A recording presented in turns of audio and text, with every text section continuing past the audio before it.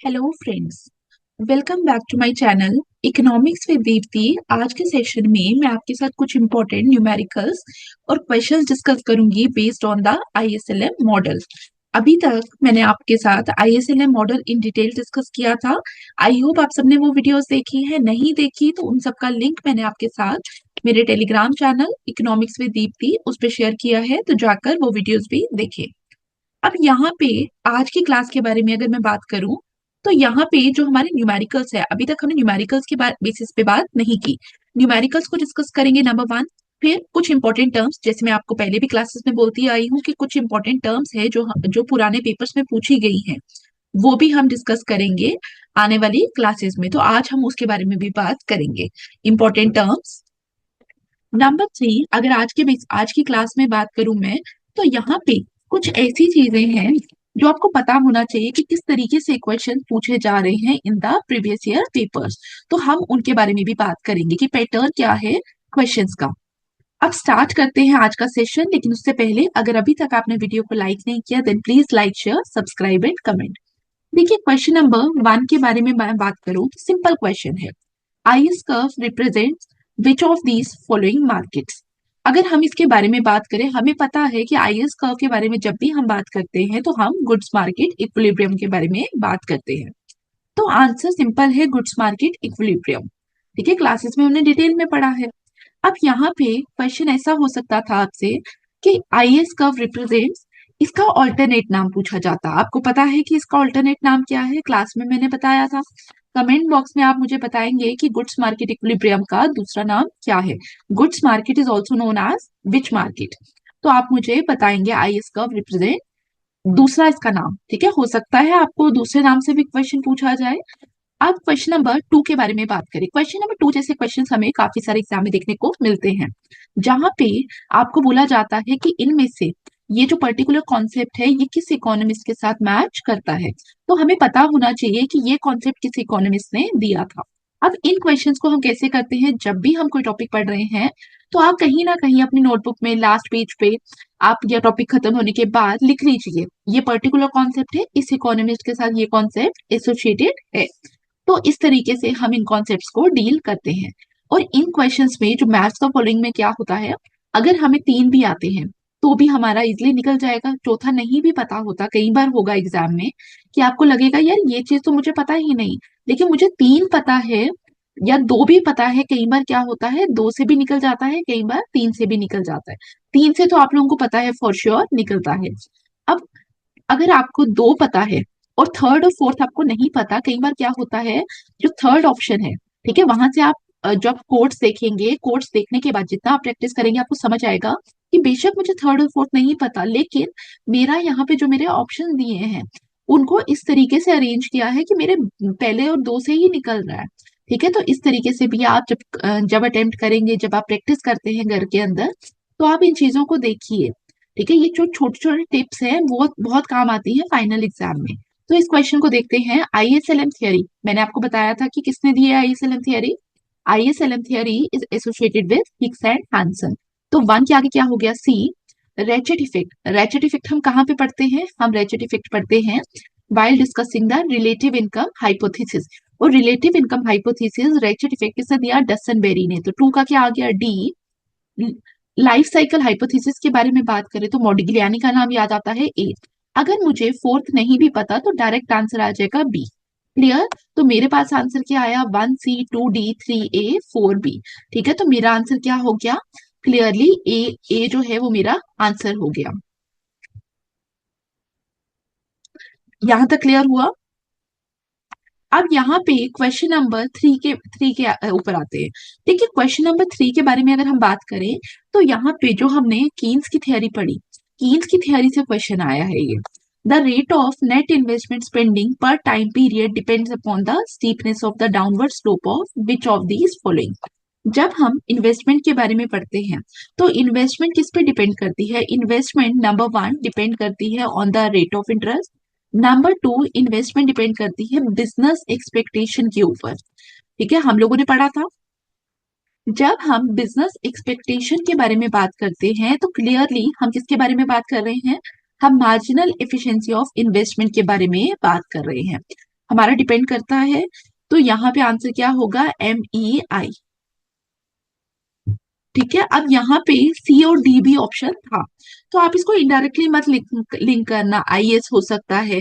ठीक है, तो मैं आप लोगों को ये क्वेश्चन मैंने इसमें इस सेशन पे इसलिए डाला तो दैट आपको समझ जाए, जहां पे आपको लग रहा है ज्यादा दिमाग लगाने की जरूरत नहीं है फाइनल एग्जाम में, प्लीज वहां पे ज्यादा दिमाग नहीं लगाइए, पहले बेसिक कॉन्सेप्ट को समझिए। बेसिक कॉन्सेप्ट के साथ अगर वो चीज रिलेट करती है तो वहीं पे स्टिक करिए, हाँ ये है आंसर। हमें इतना डिटेल, हमें इतना कॉम्प्लेक्सिटी पे नहीं जाना है। ठीक है, तो यहाँ पे हमारा जो आंसर है वो ए होगा, क्योंकि आप लोग जब प्रैक्टिस करेंगे आपको वहां पे समझ आएगा कि कुछ चीजें क्या होती हैं, कुछ चीजें सिंपल होती हैं। हमें वहां पे अगर ये सिंपल आंसर है तो यही है, हमें उसको इनडायरेक्ट पकड़ कर नहीं आना है। ठीक है, अगर कान आप सीधे पकड़ सकते हो, आपको उल्टा हाथ डाल के तो ना कान को पकड़ना है, तो आंसर को भी आपको उसी तरीके से सॉल्व करना है। तो क्वेश्चन नंबर 4 पे आते हैं। ठीक है, ये सब करके फिर न्यूमेरिकल्स पे आएंगे। क्वेश्चन नंबर 4 के बारे में बात करें, देखिए क्वेश्चन नंबर 4 मैंने यहाँ पे इसलिए प्लेस किया है बिकॉज आपको मैं बता दूं, अगर आपको लगता है कि हम सिर्फ टॉपिक पढ़कर जाते हैं, हम क्वेश्चन सॉल्व नहीं करते और फाइनल एग्जाम में तो कर लेंगे, ISLM तो हमने बहुत अच्छे से पढ़ा, तो जरूरी नहीं है। क्वेश्चन नंबर 4 की अगर आप स्टेटमेंट्स देखेंगे, थोड़ी सी कॉम्प्लेक्स स्टेटमेंट्स है यहाँ पे। ठीक है, मॉडरेट लेवल का क्वेश्चन है, अगर आपने ISLM पढ़ा है, प्रैक्टिस करेंगे तभी आप इस क्वेश्चन को सॉल्व कर पाएंगे, अदरवाइज मुश्किल हो जाएगा एग्जाम में। और यहाँ पे एक टर्म है दैट इज इंटरेस्ट रेजिस्टिवनेस, ठीक है, जिसको आज हम डिस्कस करेंगे। इंटरेस्ट रेजिस्टिवनेस क्या होता है, जितना भी अभी तक हम लोगों ने पढ़ा, जितना भी क्लासेस में आपने पढ़ा होगा या आपने किसी और सोर्स से पढ़ा होगा, बुक से पढ़ा होगा, तो वहां पे हम इंटरेस्ट रेजिस्टिवनेस नहीं पढ़ते, हम क्या पढ़ते हैं, इंटरेस्ट सेंसिटिविटी। बट मैं आपके साथ इंटरेस्ट रेजिस्टिवनेस क्यों डिस्कस कर रही हूँ, बिकॉज इंटरेस्ट रेजिस्टिवनेस नेट के पेपर में आया और हो सकता है यही क्वेश्चन एज इट इज उठा के आपको पूछा जाए। तो हम लोग देखेंगे इंटरेस्ट रेजिस्टिवनेस क्या होता है और इंटरेस्ट सेंसिटिविटी क्या होता है। देखिए इंटरेस्ट सेंसिटिविटी तो आपको पता है, अब पहले हम देखते हैं इंटरेस्ट रेजिस्टिवनेस। जब हम इंटरेस्ट रेजिस्टिवनेस की बात कर रहे हैं तो यहाँ वर्ड में ही क्या है, रेजिस्टेंस, कि हम लोग क्या करेंगे, हम लोग इंटरेस्ट को चेंज करेंगे, रेट ऑफ इंटरेस्ट को चेंज करेंगे। और रेट ऑफ इंटरेस्ट किसको इम्पैक्ट करता है, रेट ऑफ इंटरेस्ट आपका सेविंग्स को इम्पैक्ट करता है, रेट ऑफ इंटरेस्ट आपका इन्वेस्टमेंट को इम्पैक्ट करता है। तो जब हमने इंटरेस्ट लगाया, इंटरेस्ट को चेंज किया, तो क्या होना था, इंटरेस्ट को चेंज करने से आपका इन्वेस्टमेंट क्या होना था, उस पर चेंज आना था। रेट ऑफ इंटरेस्ट को अगर मैं बढ़ा रही हूं तो इन्वेस्टमेंट कम होना था, ऐसा ही होना था। लेकिन अगर आपकी जो इन्वेस्टमेंट है वो इंटरेस्ट रेजिस्टिव जो नेचर है वो शो कर रही है, उसका मतलब क्या है, वो अपने आप को रोक रही है चेंज होने से, क्या कर रही है, रोक रही है चेंज होने से। इसका मतलब अगर हम रेट ऑफ इंटरेस्ट को बढ़ा भी रहे हैं तब भी इन्वेस्टमेंट में बहुत ज्यादा चेंज नहीं आ रहा। लाइक वाइज अगर हम इन्वेस्टमेंट को कम कर रहे हैं तो भी बहुत ज्यादा चेंज नहीं आ रहा। इसका मतलब वहां पे क्या शो हो रहा है, वहां पे एक रेजिस्टेंस का बिहेवियर शो हो रहा है। तो हम लोग बोलते हैं अगर हमारी जो इन्वेस्टमेंट है वो हाई इंटरेस्ट रेजिस्टिवनेस है, इसका मतलब जब आप चेंज करोगे रेट ऑफ इंटरेस्ट में, उसका लिटल इफेक्ट होगा या नो इफेक्ट होगा on the investment decision, little effect on investment decision. ये लिख लेना कहीं पे भी या स्क्रीनशॉट ले लेना। लाइकवाइज अगर हम बात करते हैं, आपकी जो इन्वेस्टमेंट है वो लो इंटरेस्ट रेजिस्टिवनेस शो कर रही है, इसका मतलब आप रेट ऑफ इंटरेस्ट चेंज कर रहे हो, वह वो अपने आप को रोक ही नहीं रही चेंज ना होने से, तो वहां पे क्या होगा, वहां पे हमें चेंज दिखाई देगा। इसका मतलब change in rate of interest का क्या होगा, हाई इफेक्ट होगा on investment decision, high effect on investment decision.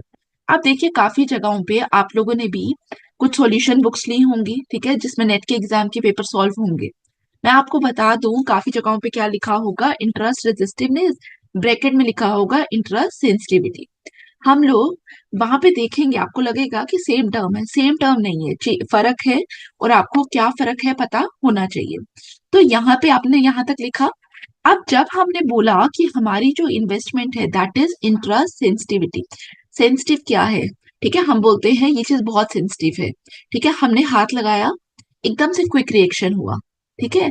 Quick reaction जहां पे हो रहा है दैट इज सेंसिटिव, जो रोक रहा है that is sense, that show resistiveness, जो एकदम से चेंज हो रहा है दैट इज सेंसिटिव।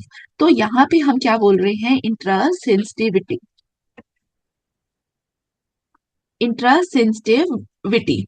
तो यहाँ पे क्या है, यहाँ पे हम क्विक चेंज के बारे में बात कर रहे हैं, क्विक रिएक्शन के बारे में बात कर रहे हैं। अगर हम बोल रहे हैं हमारी जो इन्वेस्टमेंट है that is high interest, that shows high interest sensitivity, इसका मतलब अगर हम स्मॉल चेंज भी करेंगे किसमें, रेट ऑफ इंटरेस्ट में, उसकी वजह से क्या होगा, सिग्निफिकेंट चेंज आएगा आपका इन्वेस्टमेंट पे, सिग्निफिकेंट चेंज आएगा आपका इन्वेस्टमेंट पे।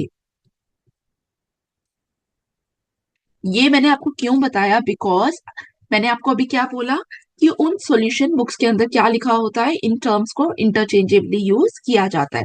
लेकिन अगर आप यहाँ हाई इंटरेस्ट रेजिस्टिवनेस देखेंगे तो यहाँ पे क्या है, रेट ऑफ इंटरेस्ट के चेंज होने की वजह से कोई ज्यादा चेंज नहीं आ रहा है, लिटिल इफेक्ट।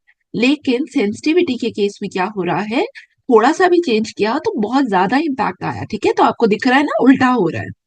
अब यहाँ पे एक क्वेश्चन पे आते हैं।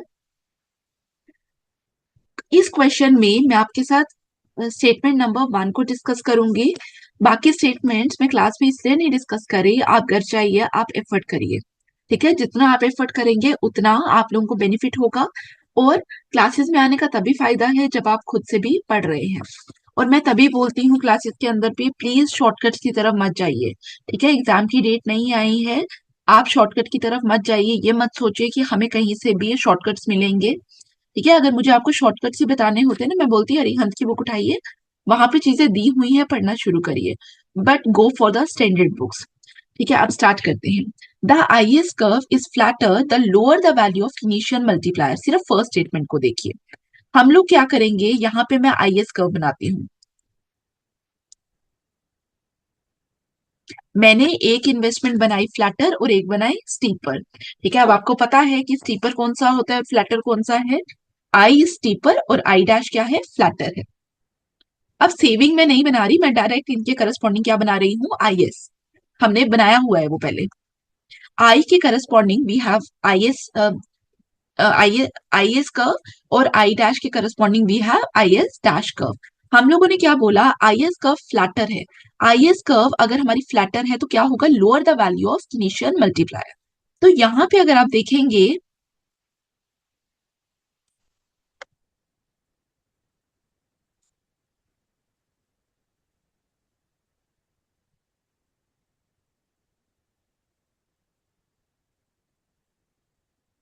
यहाँ पे अगर आप देखेंगे हमारी आईएस कर्व में क्या हुआ, आईएस कर्व के टाइम अगर मैंने रेट ऑफ इंटरेस्ट कम किया तो इनकम पे चेंज आया, बट कम चेंज आया, वाई नॉट से वाई वन कम चेंज आया, लिटिल इंपैक्ट आया। ठीक है, कितना चेंज आया, वाई नॉट से वाई वन, वाई नॉट से वाई वन, तो लेस इफेक्ट आया। जब हमारी इनकम पे बहुत कम चेंज आ रहा है, इसका मतलब इन्वेस्टमेंट ने बहुत ज्यादा इनकम को नहीं इंक्रीज किया, इन्वेस्टमेंट में चेंज आने की वजह से बहुत ज्यादा इनकम में चेंज नहीं आया। तो इसका मतलब यहाँ पे जो मल्टीप्लायर है वो क्या है, दैट इज लो। तो इसका मतलब मैं यहाँ लिख देती हूँ, अगर आपकी आईएस कर्व स्टीपर होती तो मल्टीप्लायर की वैल्यू क्या होती, लोअर होती। लेकिन जब हमारी कर्व फ्लैटर है तो हमने देखा आईएस डैश पे रेट ऑफ इंटरेस्ट तो उतना ही चेंज हुआ, आर नॉट से आर वन, लेकिन जो हमारी इनकम है वो तो बहुत बड़ी, as compared to the steeper curve हमारी इनकम पे इतना चेंज आया। तो फ्लैटर है तो इसका मतलब इनकम ज्यादा बढ़ रही है, तो मल्टीप्लायर की वैल्यू क्या हो गई, हाइयर हो गई। तो इसका मतलब जो फर्स्ट स्टेटमेंट थी वो क्या है, वो गलत है, लोअर नहीं होता, हाइयर होता। तो फॉल्स वाली स्टेटमेंट में क्या होता, ऑप्शन ए। सेकेंड पार्ट इसका डिस्कस करते हैं। ऑल दो जब आप एग्जाम में अटेम्प्ट कर रहे हो तो फर्स्ट पार्ट में गलत है, तो आपका आंसर आपको मिल गया, आपको सेकेंड पार्ट को देखने की जरूरत लगती भी नहीं। लेकिन अब मैं ये पार्ट आपके साथ डिस्कस कर रही हूँ तो इसको देखते हैं हम। Lower the interest resistiveness of investment, जब हम फ्लैटर पार्ट के बारे में बात कर रहे हैं, रेट ऑफ इंटरेस्ट चेंज हुआ तो आई वन इन्वेस्टमेंट थी, R nought, rate of interest में थोड़ा सा चेंज आया, इन्वेस्टमेंट में कितना चेंज आया, ज्यादा चेंज आया। कितना चेंज आया, ज्यादा चेंज आया। ठीक है, तो इसका मतलब यहाँ पे जब जब हमारा रेट ऑफ इंटरेस्ट को थोड़ा सा चेंज करने की वजह से भी हाई इफेक्ट आया इन्वेस्टमेंट में, तो लो रेजिस्टिवनेस था, तो सेकंड पार्ट क्या है, सेकंड पार्ट करेक्ट है। सेकंड पार्ट क्या है, करेक्ट है। तो हमारा सेकंड पार्ट करेक्ट था, लेकिन फर्स्ट पार्ट क्या है, रॉन्ग है। तो आपका आंसर क्या आएगा, ए आएगा। क्लियर यहां तक? आपको समझ आया कि हमें किस तरीके से इंटर रेजिस्टिवनेस देखना है कर्व के ऊपर? क्लियर यहां तक? अब बी, सी और डी आप लोग खुद देखेंगे और आप मुझे बताएंगे कि क्या आपको चीजें समझ आ रही हैं या नहीं आ रही। क्लियर? क्वेश्चन नंबर 5 की तरफ चलते हैं। क्वेश्चन नंबर 5 जो है हमारा, वो सिंपली कैसा क्वेश्चन है, न्यूमेरिकल बेस्ड क्वेश्चन है। ठीक है, मैंने आपको स्टार्टिंग में बोला था मैं आपके साथ न्यूमेरिकल डिस्कस करूंगी, तो न्यूमेरिकल है। अब यहाँ पे जब हम इस न्यूमेरिकल के बारे में बात कर रहे हैं, तो हम लोगों को क्या दिया है, हमें कंजप्शन कर्व दी है, हमें इन्वेस्टमेंट दी है। हमें क्या करना है, we have to find the value of IS curve. हमें इक्वेशन निकालनी है आईएस कर्व की।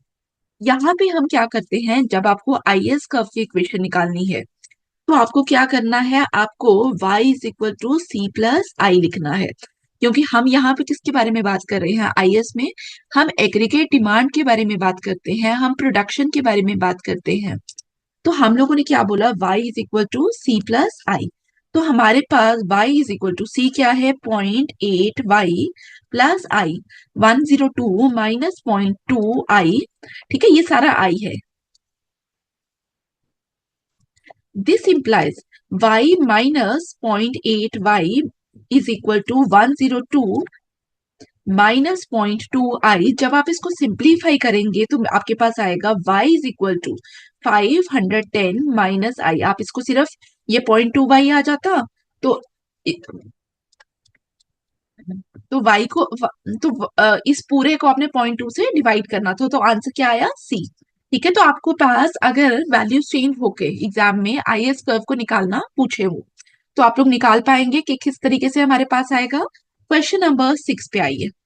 अगर आप क्वेश्चन नंबर 6 आए, तो हमारे पास क्या है, given that L M function is this, L M की वैल्यू दी है और आपके पास आई एस की वैल्यू दी है। आपको इक्विलिब्रियम लेवल ऑफ इनकम और रेट ऑफ इंटरेस्ट निकालना है। तो हमारे पास आई एस और एल एम की वैल्यू दी है।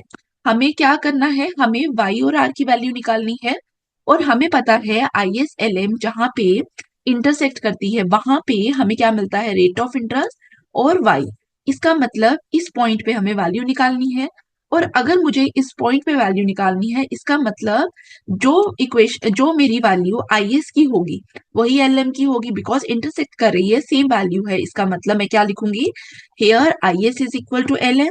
तो मैं निकालूंगी directly 160 minus 20i is equal to 100 plus 10i।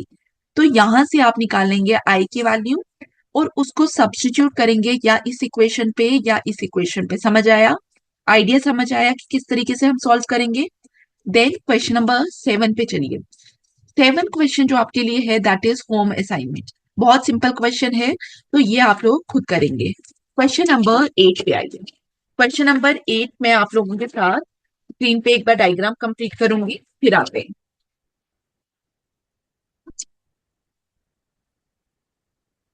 Question number 8 पे आपको रेट ऑफ इंटरेस्ट और यहाँ पे वी हैव द इनकम, और यहाँ पे हमें आईएस कर्व दिया है, यहाँ पे आपको एलएम दिया है, एलएम वन दिया है।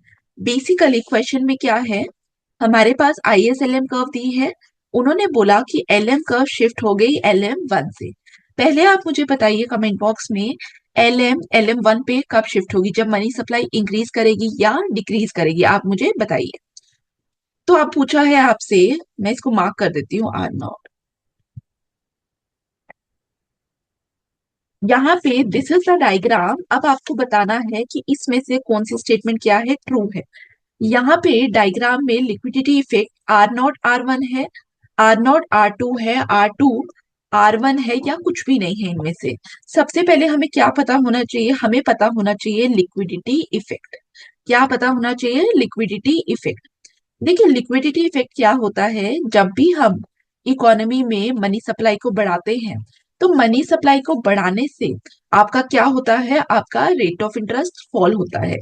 ये जो मनी सप्लाई को बढ़ाने से कितना रेट ऑफ इंटरेस्ट में फॉल हो रहा है, ये क्या है, ये आपका है लिक्विडिटी इफेक्ट। लिक्विडिटी इफेक्ट का मतलब है रेट ऑफ इंटरेस्ट कितना रिड्यूस होगा due to the increase in your money supply. अब यहाँ पे अगर आप डायग्राम को देखेंगे, डायग्राम में पहले रेट ऑफ इंटरेस्ट क्या था, आर नॉट था, ठीक है। पहले रेट ऑफ इंटरेस्ट था आर नॉट। अब पहले रेट ऑफ इंटरेस्ट था आर नॉट, लेकिन समहाउ क्या हुआ, मनी सप्लाई इकोनॉमी के अंदर इंक्रीज हुई और हम LM1 पे पहुंचे, तो यहाँ पे हमारा इंटरसेक्शन हुआ। इसके करस्पॉन्डिंग हमारे पास रेट ऑफ इंटरेस्ट कितना हुआ, R2। इसका मतलब हमने देखा इकोनॉमी में पहले आर नॉट था, नाउ R2 हो गया। तो फॉल कितना आया, आर नॉट R2। तो लिक्विडिटी इफेक्ट मतलब क्या हुआ हमारा, आर नॉट R2, कि मनी सप्लाई को बढ़ाने से रेट ऑफ इंटरेस्ट पे कितना फॉल आया। तो ऑप्शन क्या हो गया, ऑप्शन बी हो गया। अब क्वेश्चन नंबर 9 के बारे में बात करेंगे। क्वेश्चन नंबर 9 हमारे लिए इंपॉर्टेंट है, कुछ चीजें मेरे को आपको इससे समझानी भी है। देखिए नंबर 1 मैं आपको एक तो सॉल्व करना समझाऊंगी, दूसरा मैं यहाँ पे आपको बताऊंगी कि किस तरीके से आपको चीजें देखनी है। अगर आप इस क्वेश्चन को देखेंगे तो हमारे पास क्या है, कंजप्शन फंक्शन। कंजप्शन का आपको पता है ना किस तरीके से हम बनाते हैं। कंजप्शन हमारा इस तरीके से कर्व बनता है, यहाँ पे C होता है, यहाँ पे हमारे पास Y होता है। जब आप कंजप्शन बनाते हो तो आपको क्या दिखता है, अपवर्ड स्लोपिंग कर्व है। इसका मतलब हमारा कंजप्शन और इनकम के बीच में एक पॉजिटिव रिलेशनशिप दिखता है। मैं आपको वो तरीका बता रही हूँ कि अगर आपको एग्जाम में नहीं भी आता तो आपको किस तरीके से इन क्वेश्चंस को अटेम्प्ट करना होता है। तो हमें C is equal to 40 plus 0.7 y, अगर आप यहाँ पे देखेंगे डायरेक्ट पॉजिटिव रिलेशनशिप दिख रहा है between C and Y। Positive relationship कैसे दिख रहा है, ये जो प्लस का साइन है वहां से। तो एक तो आपको पता होना चाहिए कंजप्शन फंक्शन को हम कैसे लिखते हैं, C is equal to A plus BY, ठीक है, पता है ना आपको। तो एक तो ये तरीका होता है, नहीं भी आता तो आप कैसे लिंक करेंगे, बिकॉज यहाँ पे एक पॉजिटिव रिलेशनशिप हमें दिखता है बिटवीन कंजप्शन एंड इनकम। तो मैं 1 को लिंक करूंगी, A को लिंक करूंगी 3 से। दूसरा I is equal to 60 minus 90 minus 6i। अब मेरे पास ऑप्शन क्या बचा है, LM, IS और इन्वेस्टमेंट फंक्शन। अब आपको पता होना चाहिए जब हम IS और LM के बारे में बात करते हैं, हम Y और R को लिंक करते हैं। इसका मतलब ये जो मेरी इक्वेशन है B, वो मेरी ना ही IS की हो सकती है ना ही LM की हो सकती है। तो जो मेरा B इक्वेशन है वो मेरा किसका आंसर आएगा, B मेरा डायरेक्टली आंसर आएगा इन्वेस्टमेंट का। तो B को मैं लिंक करूंगी 4 से। अब क्वेश्चन आता है C और D पे। C और D को हम कैसे देखेंगे, IS और LM, आप कर्व्स बनाइए। मेरे पास this is my IS curve, this is my LM curve, ठीक है, यही है। तो मैं क्या करूंगी, मैं यहाँ पे रेट ऑफ इंटरेस्ट और इनकम के बीच में दोनों जगह रिलेशन देख रही हूँ। LM के केस में मुझे दिख रहा है there is a positive relation. कैसा रिलेशन है, पॉजिटिव रिलेशन। लेकिन in case of IS curve मुझे क्या दिख रहा है, मुझे दिख रहा है एक नेगेटिव रिलेशन, ठीक है, between income and the rate of interest. तो मैं इनकम और रेट ऑफ इंटरेस्ट को लिंक करने की कोशिश करूंगी दोनों इक्वेशन में। एक इक्वेशन है मेरे पास ये और एक इक्वेशन है मेरे पास ये। पहले इक्वेशन को सॉल्व करते हैं। This implies 0.3y is equal to 20i plus 160, 20i plus 160। और इसको अगर मैं करूं 0.3y is equal to -20i plus 150। अगर आप इस इक्वेशन को देखेंगे, यहाँ पे y और i को जब मैंने रिड्यूस किया तब मुझे क्या दिखा, y और I is the rate of interest. Y और I के बीच में क्या है, एक पॉजिटिव रिलेशन। पॉजिटिव रिलेशन मेरा कहाँ पे होता है, इन LM का। इसका मतलब ये जो मेरी इक्वेशन C है वो किसकी है, LM की है। और अगर मैं इस इक्वेशन को देखूं तो there is a negative relation between income and the rate of interest. तो ये जो D है ये मेरी ऑटोमेटिकली किसकी है, IS कर्व की है। तो मैंने कैसे देखा, मेरे पास जितना मेरे पास कर्व का आइडिया था, मैंने वहां से देखा कि पॉजिटिव और नेगेटिव रिलेशनशिप है और उस बेसिस पे मैंने सॉल्व किया। क्लियर, समझ आया, ठीक है। जस्ट सेकेंड, मुझे एक और चीज आपके साथ करनी है।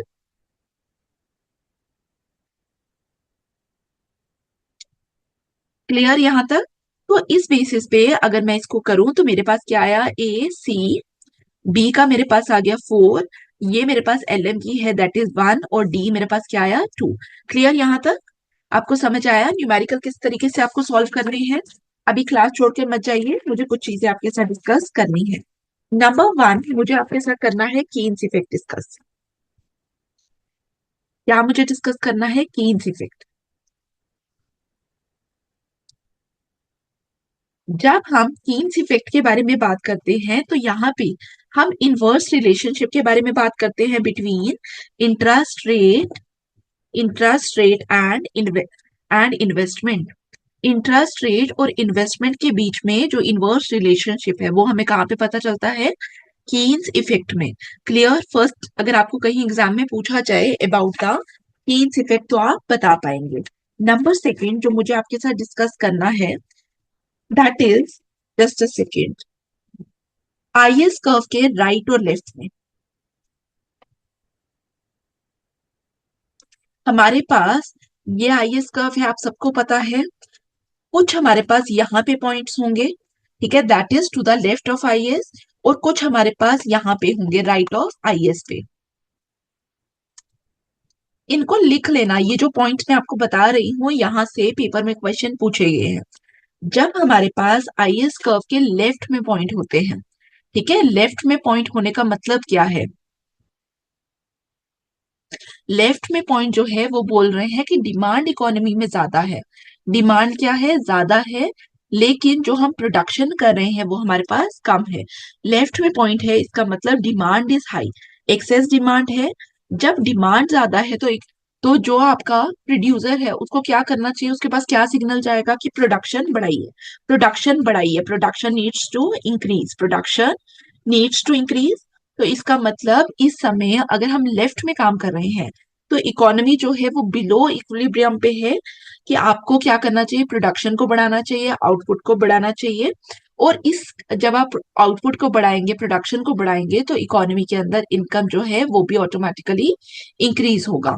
और कॉन्ट्रेरी टू दिस, अगर आप राइट साइड पे हो, आईएस कर्व के राइट साइड पे ऑपरेट कर रहे हो, राइट साइड का मतलब क्या है? सप्लाई ज्यादा है, प्रोडक्शन ज्यादा है, लेकिन डिमांड इकोनॉमी में नहीं है, प्रोडक्शन को कम करिए, ये सिग्नल मिल रहा है। क्लियर? तो ये आप लोग डायग्राम प्लीज बना लेना। और एक और जो लास्ट पॉइंट मुझे आपके साथ शेयर करना था, दैट इज एलएम के रिगार्डिंग।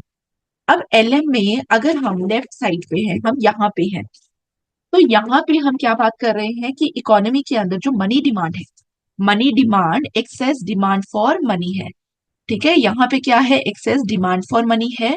लेकिन राइट साइड पे क्या है? सप्लाई एक्सेस है, एक्सेस सप्लाई फॉर मनी है, एक्सेस सप्लाई फॉर मनी है। क्लियर? तो ये पॉइंट्स मुझे आपके साथ डिस्कस करने थे। आई होप आपको चीजें समझ आ रही हैं। फिर भी कोई डाउट है कमेंट बॉक्स में पूछिए। Thank you for watching, see you in the next class. Thank you.